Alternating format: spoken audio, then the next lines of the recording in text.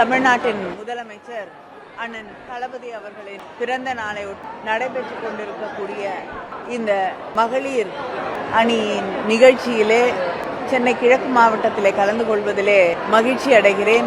தொடர்ந்து பிறந்த நாளை கொண்டாடக்கூடிய வகையிலும் அதே நேரத்திலே நம்முடைய முதலமைச்சர் அவர்கள் மக்களை ஏற்றுக்கொள்ள சொல்லி இருக்கக்கூடிய உறுதியை ஒவ்வொரு நாளும் கழக தோழர்களுக்கு உடன்பிறப்புகளுக்கு நினைவுபடுத்தக்கூடிய வகையிலும் அமைச்சர் திரு சேகர் பாபு அவர்கள் பல்வேறு நிகழ்ச்சிகளை ஏற்பாடு செய்திருக்கிறார்கள்.